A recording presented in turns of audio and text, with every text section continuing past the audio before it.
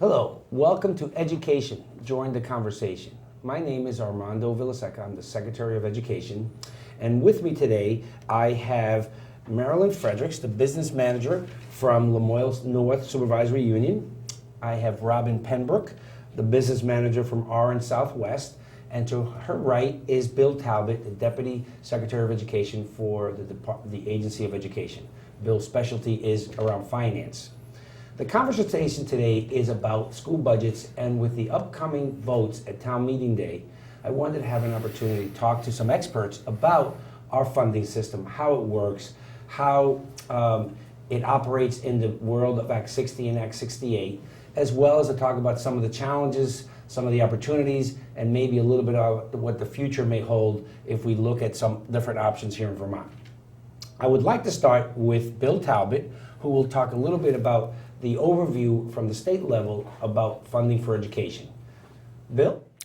Hi, Armando, thanks. I'm going to talk in the broadest, simplest terms, and then maybe as the conversation goes on, we can do some more details, but I think it's good to give the big picture. And about 15 years ago, maybe 16 years ago, when the Supreme Court gave us the Brigham decision, we changed fundamentally how we pay for education. Before then, it was a locally funded system with state aid to support those districts that didn't have strong property tax bases. So we use a local property tax with some state aid to support. So Bill, just in that case meant that if I was at town meeting and I voted for my budget, I paid for the majority of that budget from my own town. Yes, okay. you raised most of the money out of your own right. local property taxes. And then as a result of the Brigham decision, the legislature created Act 60, which is now Act 68, which converted it to a state-funded system. Now, to a lot of people, it still looks like it's a local funded system because we still use property taxes, but the education property taxes are now legally state taxes. And technically, it all comes into the state. And so basically, the way it works is on a state taxing system, the state collects money from around the state, from where it is. And primarily property taxes is where most of the property value is.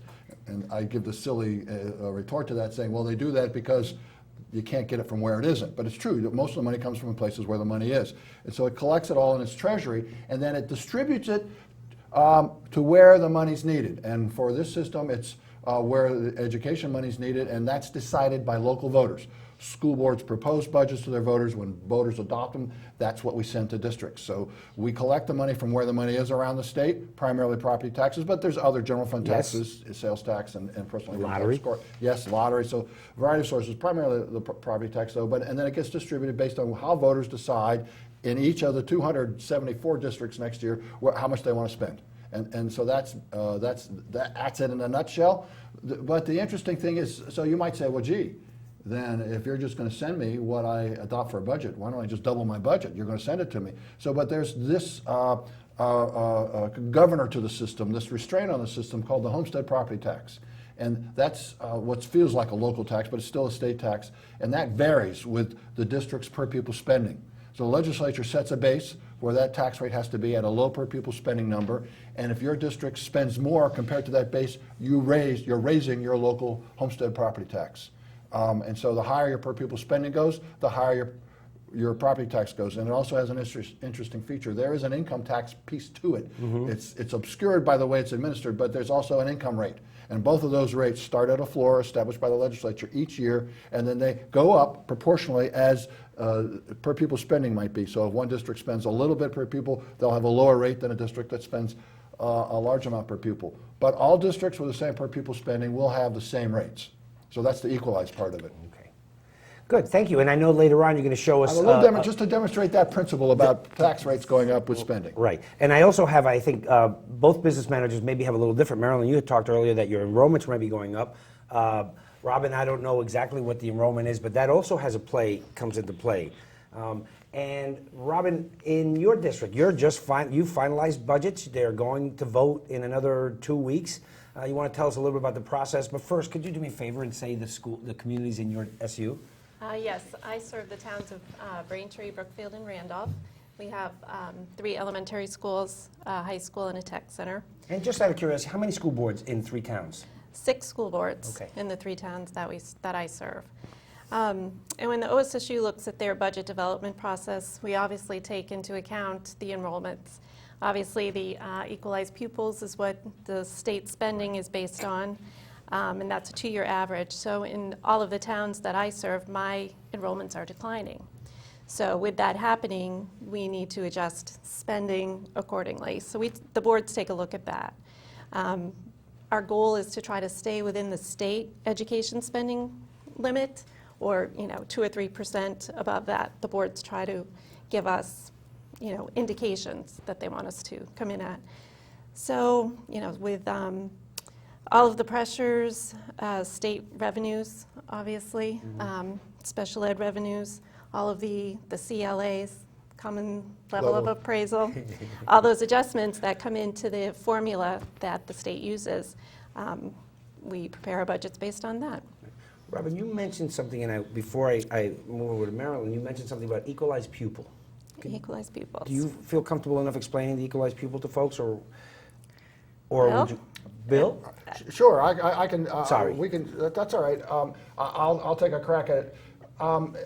As Robin mentioned, we determine a per pupil spending number to set tax rates, and that's a 2-year average. It's based on 1 year prior to the budget year and the year before that, average. The reason we average is to smooth out changes when enrollments go up and down. In small towns, they can move around quite a bit, so it just gives you a more smooth transition. And then we also provide weights for different, so we count students differently. Yes. We recognize that different types of pupils cost different amounts to educate. Okay. And you could divide this up into all kinds of fine dividing lines, but the state does it in broad terms. So, for example, we know that secondary students cost more to educate than elementary students. And they're what, at 1.125? Well, right now it's about 1.13. 1.13. And then students. So it's about 113% of a regular student. Yes. Okay. Yes. An elementary would be 1. A 7th through 12th grade student would be 1.13. Okay. And then students in poverty,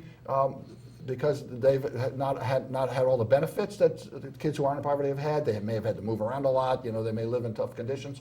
We count them. There's another 20% for those, or is it 25%? I don't remember the exact percentage. But also students who are English language learners. Right. Certain areas of the state, there's been a lot of students come into this country, and they don't speak English at all. Some of them from Africa, some of them from the Northern Europe, yes. all kinds of areas like that. And so that's a 1.2%. And so two districts with the same actual number of pupils may have a different equalized pupil count. For example, in the simplest terms, an elementary district with 100 kids and a high school district with 100 kids. Under the equalized pupil count, the high school district would have 113, the elementary would have 100. Right. Okay, there's nuances to that, but that's the gist. So it's a way that the state has come up with to provide some additional support for children who may need some additional resources, some work. Good, in a nutshell, yes. Okay, so that's good. the equalized pupil count. Good, thank you. So Marilyn, now you're in a district that is having maybe a little bit different impact. You just shared that your enrollments are going up, and how does that impact your budget? And again, you said you had 9 districts, which you're going to name now, if you could remember them all. Well, we've got Belvedere, Eden, Yes. Cambridge, Hyde Park, Johnson, Waterville, and then I have the Lamoille Union High School, Middle School District, as well as the Green Mountain Technical Center. Okay. So that's what we consider the 9 budgets in the LNSU that we develop. An interesting thing in Lamoille County, we're going up. The enrollment definitely is going up in really each of our towns, and that presents a challenge because the budget investment that we have to make then, there are times when you can build a budget and still be able to maintain the same number of staffing, et cetera, until you get to a point where maybe your classroom is at a situation where it's too large. In our Cambridge Elementary School, for instance, we've hit that limit where we are actually adding a 4th grade classroom because we're projecting 416 students next year for an elementary school. That's great. It is great, and it's an interesting phenomenon. I'm not sure what's driving the enrollment to go up in Lamoille County, but it definitely is. So for us, the increased enrollment from the one standpoint of having to add the staffing, that doesn't happen in all places because you can certainly absorb some students without having to add to staff, but that actually helps our tax rates because that reduces our cost per pupil. Right. And that has helped our towns to mitigate the effect of rising costs. maybe we could just kind of show the relationship between tax rates. That would be and the great. per pupil Thank you. spending. And I put together this little device. So Bill Talbot has put together a little Contraption. wheel that will help explain tax rates and how it goes up, and he did it quickly for this show, so I really appreciate that. Basically, and can we zoom in a little bit so we can actually see it? Does that work? I don't know, I can't see what we're looking at here, but if you just focus on this and not me.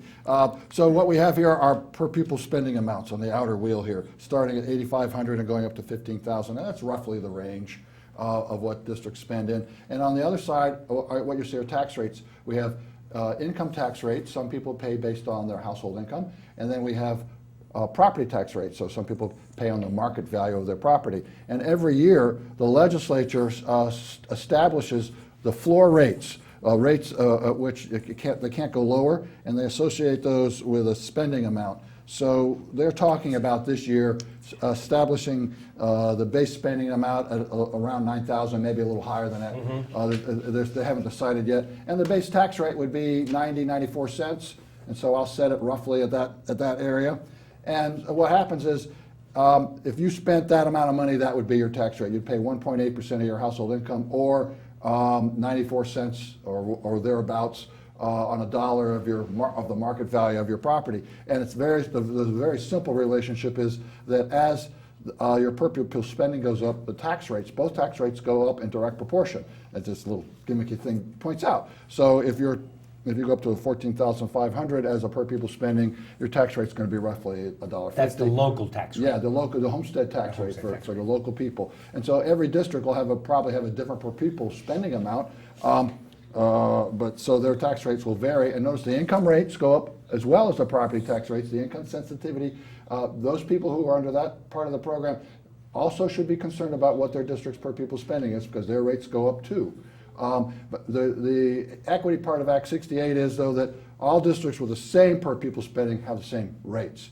Now, one caveat, and it's a complicated thing I'm not going to get into, is though the property tax rates do get adjusted locally by this thing. Robin mentioned it before, the common level of appraisal. That's a local adjustment based on the level of appraisal. All property is supposed to be roughly at market value. Right. It's difficult for towns to keep the property appraised properly, so the state does an adjustment for that through the tax rate. And so that changes these tax rates, but we call these the equalized tax rates, and you can't see them. That's where the tax rate on your bill starts from. You divide it by that CLA, common level appraisal, to get the rate shows on the bill. But the principle is still there. The tax rates, either both income and property, are directly proportional to per pupil spending. The higher per pupil spending, the higher the tax rates. So that's what we're trying to demonstrate here. Now, how does that fit into the statewide property tax rate? So that would be your statewide homestead property. Statewide, that's homestead property tax yes, rate. Yes. So that's why we say every homestead owner that lives in a district that spends the same amount per pupil will have the same rate. So you can say people who live in property of the same market value in districts to spend the same amount per pupil pay the same tax. And it's not exact. There's variances in the system, but within the tolerances, court approved, it is the same. And the income tax is not adjusted, that rate. It's hard for people to see because it has a one-year lag to it, but it's real and it's there. Some people do pay based on their income and not on their property. And what's our current statewide property tax rate right now? Well, right now, this year, we're paying 89 cents on a homestead property. That's the base rate. That's the base rate. And you're, for 8,723 per pupil. And it's the same relationship. It goes up accordingly. The legislature is looking at setting it next year. The House is considering 9,151 per pupil as the base amount with a 94-cent base homestead tax rate. So that would be the floors, and everything would go up from there depending on what your district. What your local. Yes. So there are impacts of local budgets. One of the things a voter wants to know is, what's my district's spending per pupil? Because that's what's going to drive my tax rate. Shouldn't be the only thing. You want to know what you're getting for your money and the quality of your programming, but you want to know also what that per pupil spending is and what it's going to do to your tax rate. But one of the things that you're pointing out is that we're now in a statewide property tax, so regardless where you live or where you work, all of the money comes into the state that is then distributed. And that's an excellent point. The homestead property tax in any town doesn't raise enough to pay the school budget. No town, except for occasionally the town of Landgrove, a very small town, does it. So basically, the state has to subsidize that in every town. The homestead property tax raises about 25% of the total of the $1.4 billion total. We think that this year's spending will be up, so we have to raise more money, and so we set the rates accordingly. And one of the points that I tried to make and explain to people, and I think that I'm going to ask you all how you explain this to your community members during meetings, is that we're really, in essence, one large school district in the state, because we all pay towards the education tax fund, and then we then help pay for all the school district budgets. So it doesn't matter where you live, we're all contributing towards everyone else's budgets.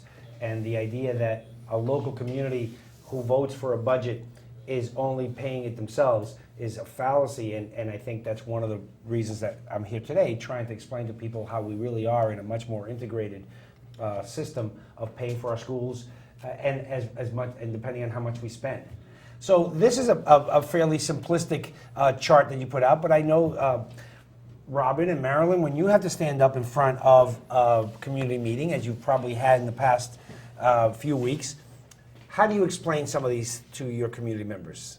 What are some of the things that you do to try to make it in a way that someone like me, let's say, who's not in education, would understand? Well, I think one of the things that we do in our districts is we take it from the very basics of, here's the total budget, the total expenditures that you and your own district wants to present in order to support education. Then you take off, minus out, any revenues that you get that aren't from the statewide property tax. So those might be some categorical grants for special ed or transportation aid, which is also coming from the state. Right. So it helps to take that away, and then you get an education spending amount. That's where you take that number, divide it by your equalized pupils, so you get your education spending per equalized pupil. And in a supervisory union where you have a union district that is a high school or union high school, we also have to blend the cost of the union high school, so it gets a little more complicated, and where we have some graphics where you blend the union high school amount in their tax amount into the individual town amount. And those two blended together, proportionate to the number of students at the elementary level and the secondary level, combined to a homestead tax rate that we then divide the common level of appraisal by to get the actual tax rate that they would probably see on their bill. I say probably because right at town meeting, we don't know what the base rate or the base amount's going to be. And we always tell the townsfolk that the base amount, as that goes up, that will help to lower your taxes, but if the base rate goes up, that helps to increase your taxes. So those going in tandem, as Bill's demonstration represented, really take the effect to show the final tax rate. And if those don't go in tandem, then you could have a situation, if the legislatures so choose, to move those not in equally, then you can have any sort of a mix. So we always tell them it's an estimated tax rate, but we don't go out there and say this is what your tax rate's going to be. Robin, and that must be hard sometimes when you're explaining that and telling people, well, we really can't tell you what the tax rate is because of this. And Absolutely. But that's something they hear year after year. And so they know that at the time that we've given them the information, that's the best information that we've gotten from your people from the state. And I think the town meeting grids that the department also produces for taxpayers help. We hand those out at town meeting. I think those are extremely helpful because that takes into account the income sensitivity part, where they can look at, in any town, look at this grid and see what an estimated tax rate's going to be. I think those are extremely helpful. And I think more and more, the townspeople look at the budget. They are very supportive of all of the local budgets in their schools. So I think my experience has been everybody's been very supportive as long as we do the best work that we can and put together a reasonable budget and try to support. Absolutely. Now, we were talking earlier in my office that you both have, are both in supervisory union districts. but you have different models. Robin, you want to explain how your supervisory union operates, which is a little bit different than yours, Marilyn, and there's no consistent way across the state, but your model is one that I think we're all working towards. Yeah, the Orange Southwest Supervisory Union has been working pretty hard, probably the last 8 years, trying to centralize a lot of the services that we provide to the 3 towns. Braintree and Brookfield are very small towns, small elementary schools. So we've been working on, we've consolidated technology so that all those services are provided at the SU level so that all of the schools get the same service. They're all getting the same types of equipment in all of their schools. We've consolidated maintenance. So we have one director of facilities so that, in these little schools, they had, one full-time custodian, and the custodian tried to be the director, tried to be the custodian. So in this model, we have expertise at the SU level that can go to any school at any time and give the services that are needed. We've just recently consolidated food service so that, we have one person overseeing the food service program at all of the schools. And in our budget for next year, we are consolidating transportation. So we will have that under so that runs a little differently. SUs around the state, we're all very unique. But again, it depends on the philosophy of administration and your boards. It's taken a lot of time to get all of our boards to work together and superior leadership to do that, to be honest. Yeah. Marilyn, so that's one model that we have out there in the state. Yours is probably the more typical model that we have. We're not as centralized as that. We have really not brought in to the central office everything that Robin's districts have. And I know, having worked for a single district for a number of years, for 13 years for a single district, I know how well that model works and how much you can gain from economies of scale and efficiencies as it relates to having different skill levels. And you mentioned your maintenance department, Robin. That's great. That way you really can maximize what trades that you have and really get things done well and at a less expensive cost. In our supervisory union, we really have just started trying to combine some things in the past 3 years, I'd say. And though we've got a lot of cooperation throughout our SUs, our boards get along quite well at this point, we haven't quite gained the same amount of centralization that Robin has. We do have a consolidated master agreement, but even that master agreement has a lot of carve-outs. So the more you can consolidate things, the easier it will be to continue to move that way. But that's really the first step for us. So one of the things that just something that comes out, in your district you negotiate, it sounds like 8 or 9 contracts? It used to be. Okay. Now, we just consolidated, so But you still have to negotiate each of them. You have we do have carve-outs. Carve-outs, excuse me. Yes, we have different, from the different school boards, we have representation, 1 or 2 representatives from each school board. And so each of those individuals will, they may or may not agree to one common situation. We do have pretty much a common schedule at this point in terms of salary, except we have one district that still has wanted to maintain their salary schedule. So there's different gives and takes, and sometimes individuals just feel very strongly about a certain thing and they want that carve out. Robin, in your district, how many negotiations do you have to have? In our district, we have one agreement for the SU for all the districts. So they all follow one agreement, same salary schedule, same benefits, same everything, so much easier. Now, a question that I have, I'm a big advocate of merging services at the supervisory union level. I think that you reach a level of efficiency and cost savings that are not possible when you have that disparate model, which I've worked in both, by the way. The question that I have, and you've worked in a single district SU, has there been any loss of local control, school board's control over this type of model? No, I don't believe so. Actually, I believe that the school boards as well as the communities see a huge benefit. Their buildings are cleaner, their buildings are much more well maintained, they have the same technology in the small towns as they do at the high school. So really, no, I don't think there's been any negative feedback on that at all. I think that was a big concern in the beginning. Yes. Absolutely. So you do need to earn that trust and know, and to show them that it can work well. And it takes time, but yeah, we've been very successful at that. And you worked in a single district, so you have a firsthand experience of how a supervisory union works versus single district. And they were probably about the same number of students, weren't they, more or less? Yeah, more or less. I think the single district was a little larger, but more or less it's the same size budget and number of students. And to be honest, the efficiencies you can gain as a single district are there. It's just hard. I think there is a lot of fear from individual boards to go into the centralization that Robbins districts have been able to do. Right. But by doing it like you've done it in a single district and in your current district, you only need one person to oversee, I'm just going to use building maintenance and grounds.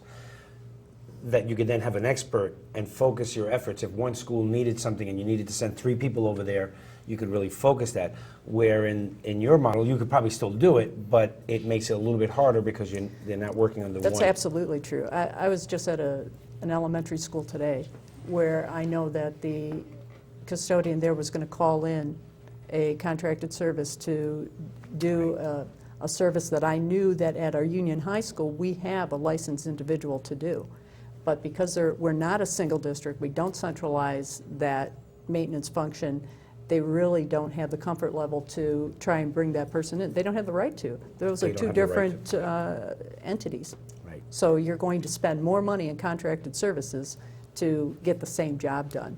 And from the same standpoint with technology, while we've been very good at being able to bring in internet access equitably across our districts, the elementary school that I happen to be in today is well behind now in their actual workstations, laptops, the actual devices that they have, because they have not had the same type of support as some of the other places.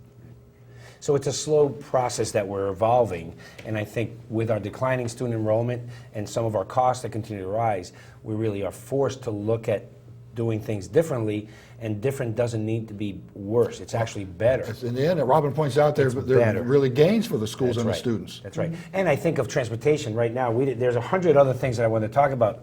SU's being able to own property, transportation, and the savings that could occur by having a large transportation organized from one location. So there are some things that we just have run out of time. But what our legislators have done and have set up 2 bills, Act 156 and 153, one which encourages districts to form regional educational districts, which are larger school districts with community members from each town on the board, or the SU consolidation merger bill, which has some advantages for SUs to do exactly what Robin and folks are doing in Orange Southwest, that are required by July 1 of 2014, I believe. But there are some concerns, particularly around the whole issue of special education and contracts, which are all things that could easily be worked out. And to have special education centralized, transportation centralized, food service centralized will save us a lot of money and ultimately be better for kids.